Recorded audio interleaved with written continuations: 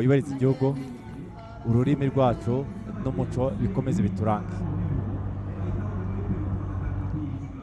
Abasiganwa rero bakaba bamaze kurenga kuri stade Umuganda. Izo ni inganji za Rubavu. Inganji za Rubavu. Niyo slogan yabo. Sina ry'ubutore bw'abatuye akarere ka Rubavu. Rwose. Izo ni inganji za Rubavu. Byukusenge uri kongera amasegonda mukanya igihe 15 barongera muganya ajya ku 10 ariko niba mureba neza NSN isemo kongera kadance kubera ko mukanya twabonaga peloto iri groupe ariko noneho bahisemo ko abakinnyi basa nk'abari gusohoka. Patrick nawe ahindukiye abibona avuga ko bitamworoheye arimo arazamuka yegera Petit. Ku munsi w'ejo Patrick Byukusenge yarabigerageje ajyana na karadiyo ariko imibare bari babaze peloto yahise ibamira rwose uwo mwanya bavamo. Gusa bitandukanye no ku munsi w'ejo, uyu munsi dufite kilometero nke kuko nk'ubageze mu kilometero cya 55 bivuze ko hasigaye ibirometero 29 kugira ngo iyi etape ya gatanu isozwe. Mayo jaune ntabwo iza guhinduka, umukinnyi wa sprint ntaza guhinduka, uw'imisozi we nta n'uhari uyu munsi, ni ikiruhuko kuri we ariko ashobora kuba yakambara breakaway of the day. Hanyuma ubwo umunyafurika ntaza guhinduka, umukinnyi muto ntaza guhinduka, umunyarwanda ntaza guhinduka. Harya jo Patrick no yambaye Jambo na niyo muri Samuel. Uyu munsi nta kintu bihindura uretse utwa etape. Breakaway niyo Patrick ari gushaka. Niba hari etape na breakaway. Abo rero n'abaturage bo mu karere ka Rubavu. Ntabwo mu Rwanda. Uko nijoro narindi hari ikipe Ethiopia. Baganiraga igitiginya kumva breakaway. Oya. Ntabwo cyane. Bakavuga ugatoramo ka breakaway. Muganje buriyaza ejo bazagenda ariko ntabwo bagiye. Cyangwa se bavuga yabanje. Ngo rero Patrick ukomeje kugenda ego ayongeyemo ko mukanyara amasegonda 10 gusa. N'umukinnyi mwiza wo mu Rureri ushobora kuba yamara umwanya munini kunyonga ku bihebye. N'umukinnyi wambaye utwaye shampiyona y'u Rwanda muri 2023. Hanyuma n'umukinnyi mwiza mu myitwarire, mu mico n'imyitwarire cyane ko je nawe turi mu bantu bake mu igare tutakuzoka ko buriya biradufasha cyane kugumana umubiri wacu, buretse ariko kugumana umubiri wacu ndetse n'iminyongere idahinduka tukabikora n'igihe kirekire kuko gina Patrick gato buretse ariko gina Patrick twinjire rimwe 2013 twari twacyari muri Tour du Rwanda 13 12 nagwa wari 12 nari bari ndashaka kujya mu distance na Patrick yari binshanze ushobora kuvuga kuri Patrick aho niho yarari kayishema ariko Patrick nareke kureba inyuma by the way nakomeza ko hari ukuntu bisa nk'ibita concentration ariko sinzi impamvu Patrick ni ku nshuro ya kabiri yifashe mu mayunguyungu afite ikibazo. Wavugaga rero kuri shampiyona y'u Rwanda muri n'ubundi road race. Aha rero Patrick aje agera hano haraza kuba hasigaye rap ya nyuma y'umuriro bavuza agakengera niba garukana nibwo bavuza agakengera kamwe ko kwa padiri kitwaga inzogera right ivuga rero kwa padiri bongera avuga imisozi Rusizi Patrick yongeye gap ariko Patrick yongereye gap ariko inyuma no ko peloton no yamaze kutugeza amasegonda 13 ubu ngubu tugeze mu byo gutangira gutegura gutsinda. Aha ni igice cyo kuzamuka Patrick agomba kunjyamo kuko Patrick ni umukinnyi w'umuzamutsi azamutse yababonye andi manota muri sprint. Oya ubu dusiganye intego y'amasegonda 10 nibyo niyo bayatwaye. 2023 Patrick Byukusenge yegukanye shampiyona y'u Rwanda muri road race aho basiganwa mu muhanda nk'ibi ngibi bari gukina. Cyo gihe akurikiwe na Byiza Byiza Renusabahi Buraya nawe uwa gatatu yari Nsenyumva Shem yavuyemo kubera uburwayi. Ngabo rero n'ubundi inganji za Rubavu rwose bateguye pe cyane kamera babimenye ko yahageze. Umuco uru Rwanda mureba umuco dusangiye uradu ururimi rukaduhuza sha. Rubavu turabashimiye cyane kuko mweretse Abadage, mweretse Abahorandi batwaye Ababirigi, Abanya-Israel batwaye etape yuko Abanya-Ethiopia, Abanya-Eritrea. Ikinyarwanda ni ururimi rwacu kandi dusangiye. Twavuye iburasirazuba turuvuga, twageze iburengerazuba, mu majyepfo no mu burengerazuba bw'amajyepfo za Rusizi, turagiye mu majyaruguru ejo turavangamo akantu gato kaga ariko ntacyo kaza kudutwara. Ndarara nitoza kaga ni keza cyane. Amasegonda 10 ngo Patrick akaba rero akase ikorosi abajemo mu Rugweta ndabona Enoch wazamutse ubundi iyo umunyeritrea yaje n'abandi bahita baza igare rya Enoke bururu niryo bara rya Astana baravuganye urabona ko bavuganye bivuze ko Eritrea none ushobora kubona igize igitekerezo kuri etape aya Byukusenge Patrick Byukusenge rero akaba agiye gufatwa mbere ko bazenguruka amarapa abiri uramubona Enoke barimo bashaka Enoke na Riderman bagiye gushaka iki bagiye gushaka nibyo bagiye gushaka sprint ya sprint ya kabiri Enoke Riderman areba umurongo Riderman muri sprint Riderman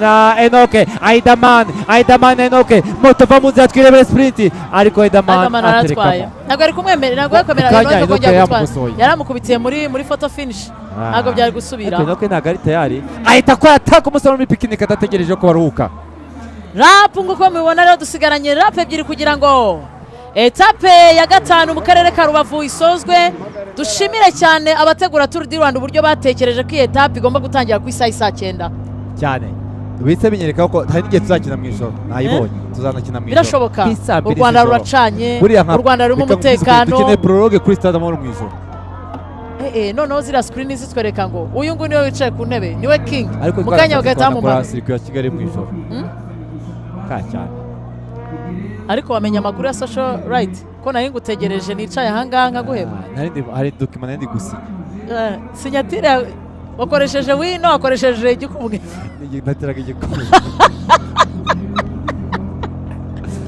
rap ebyiri za nyuma rero kugira ngo etape ya gatanu ya Tour du Rwanda mu mateka habereye sirikwi mu karere ka Rubavu muri Tour du Rwanda isozwe picnic ndetse na Chenoro abanyafurika y'epfo bakaba bafashe umwanzuro kuba bagenda tumutuye ubona ko mu by'ukuri arimo amusaba kugira ngo afate rore aramubwira ati buretse gato wabanza nta kintu uranyonga ariko niba ureba inyuma roto iraje NSN iragurikiye bivuze ngo abangaba nabo bagiye kumirwa mu kanya gato ntibakagafomonte bo n'abafana rwose bavu ntacyo tubashinja pe nta na kimwe akarere ka Rubavu ariko Rusizi nabo turabashimira cyane noneho nkategereza amatsiko menshi Nyabugogo reka mvuge ngo Abraham ibyo azaba yarakoze byose drone tukeneye Nyabugogo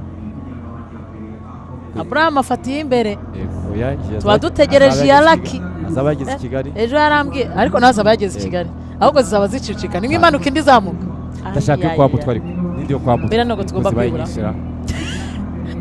hakaba no kuri fitness birumvikana umuntu azamuka ari kwa Kadafi ngiyo rero NSN iri kuza gushaka kugarura abakinnyi bari bagiye ngako akarere ka Rubavu karimo ikiyaga cya Kivu ntego urayibonye ukunda kubi ahubwo mbonye sebe hariya ku ruhande ariko gusa icyo abantu bamenye nuko mu karere ka Rubavu akavura karamanutse amahirwe nuko ari etape ebyiri za nyuma ariko kandi dufite umusore w'ikipe ya picnic akaba ari we uri imbere ahangaha baragera ahangaha niba bamara kugera ahangaha barahita bavuza inzogera aho amagara agiye guterwa hejuru buri muntu agasamaye nibyo ariko kandi NSN ikoze iki iramuzanye NSN ihise imugarura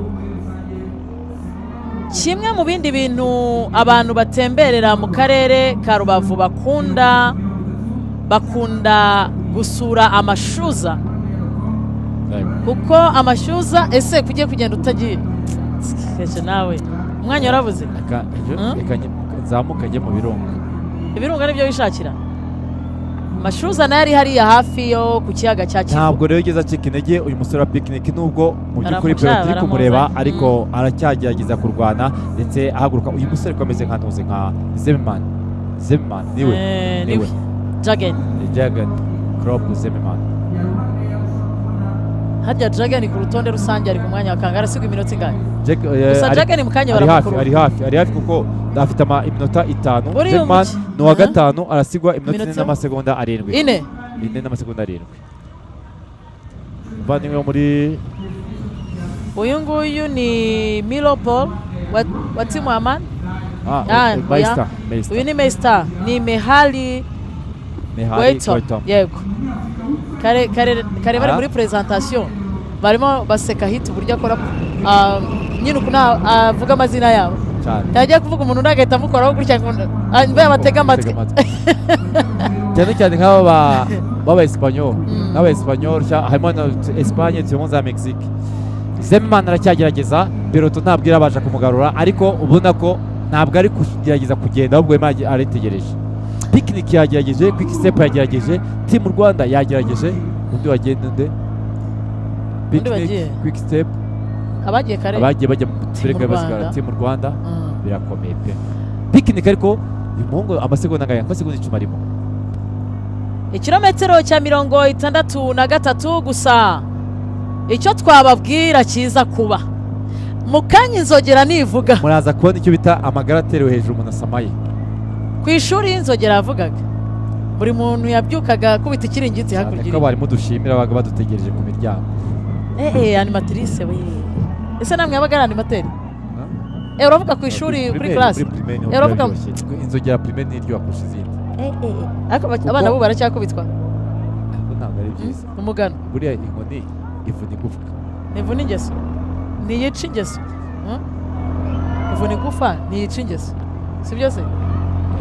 Cyangwa ni ivuna ingeso. Ivuna ingeso. Ni ivuna ingeso. Ivuna igufwa ni ivuna ingeso. Zeman niwe kugeza ubu ngubu ufite uyu ni umusore watwaye etape yo mu karere ka Rusizi. Ese abashaka kongera gutsinda hano ku cyaga cya Kivu. Akavura kamanutse ariko ni akavura katari kenshi ku buryo imihanda imeze neza. Yamaze Zeman amaze gukata kuri stade y'Umuganda, stade hano i Rubavu. Nahoze mubwira mu kanya stade y'Umuganda ubwo ntabwo yakiriye itsinda ryarimo Kongo, ahubwo yakiriye itsinda Kongo yagiye gukinirwa i Huye. Bari i Huye mu karere ka Huye. Ahubwo mbere yaho bakiniye match amical, bakiniye mu cy'u n'u Rwanda babereye hano nibyo yego.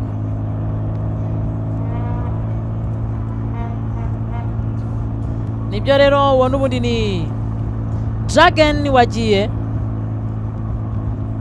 Twavugaga rero mu kanya kuri stade Umuganda, akaba ari stade ifite ubushobozi bwo kwakira abantu bagera ku 5,000.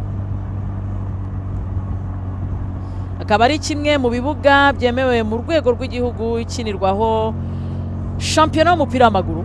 Bakeneye kongeramo amatara kuko ntabwo kugeza ubu n'ijoro kuva habaye match ya Super Coupe amatara akazi gakinwe iminsi 2 ntabwo irongera kwaka, kuko niba abantu bajya babibona iyo bavuze bati APR Reyo bagiye i Rubavu cyane ko iyo gahunda irahari muri Rwanda Premier League niyo juru nizaza APR izakina kwa gatandatu ya 7 z'ukwa gatatu.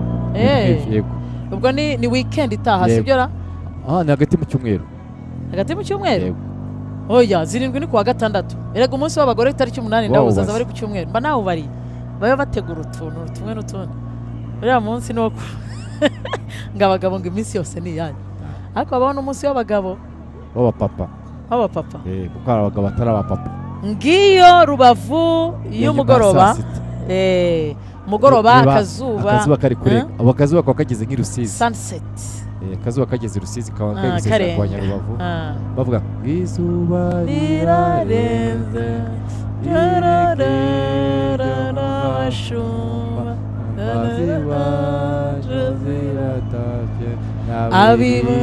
abiri iyo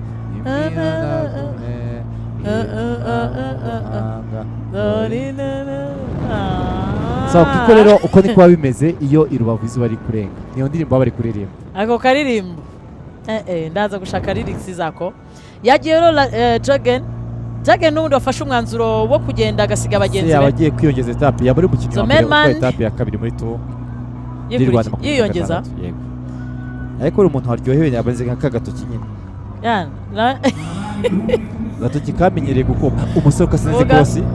Byane nabwiye ko ikross ishaka kurikata urikatiramo urarirya. Apana kujya kurizenguruka ko kurizenguruka kwaryo ushobora kwisanga bakushina kilometero zirenze zagenewe. Zomemande akaba rero kugeza ubu afite amasegonda 10 yabyanze kuzazamutse. Bibutsa ko basiganwa bajyana ku murongo mureta mwumva inzogera ivuga. Inzogera ikimara kuvuga rero bibavuze ko etape noneho iteruwe hejuru.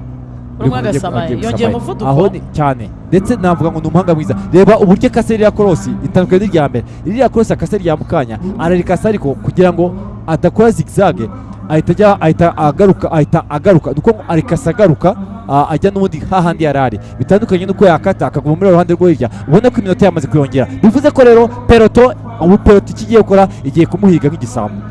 Nibyo ubu bagiye guhiga Jagen Zomermandi umusore ukiri muto y'imyaka 20. Nuko Rusizi yagiye bavuga bati ntabwo agerayo, aragenda agerayo. Zimmerman urimo aragiye kutagerayo. noneho ikintu gitangaje bahageze hamaze no gukaraba. Hari ikindi kintu gishobora kuza gufasha Zimmerman cyitwa imvura, kuko akavura kaguye gatumye umuhanda unyerera. Zimmerman byamworohera kutanyerera kurusha abantu benshi. Aka kavura noneho karatuma noneho NSN igabanya umuvuduko kugira ngo barinde mayo jaune yabo itaza kugira ikibazo. Ngubu nibyo Zimmerman akoze, reka mbareke baguye nahita ngenda nkitoragurira mayo jaune ku murongo cyane rwose. Aha rero arimo arazamuka yerekeza ku bitaro, ahisemo guhagurukira igare. Ni umukinnyi uzamuka kugira ngo ariko yazamura nibura amasegonda ari gusiga piloto mayo jaune. NSN irimo gukurura yo imiratekereza ko ibintu byose byaza gukorwa hano byakorwa mu buryo bwa sprint. Zimmerman azamutse yamaze kurenga ku bwato. Zimmerman arenze ku bwato aje ku bitaro. Aravugirizwa inzogera. Batangiye gukora test y'inzogera.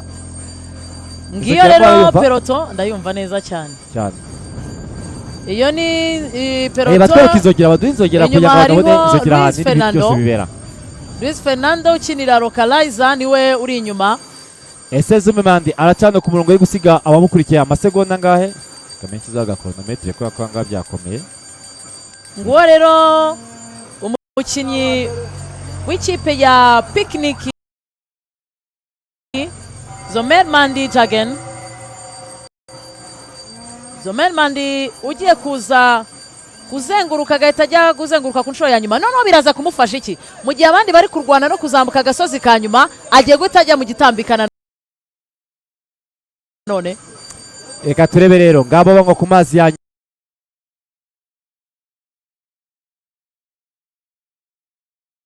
nyuma. Abakinnyi bose bacyari kumwe. Ndabona hariya Shadrack ufite imana uri gukina Tour du Rwanda ye ya mbere,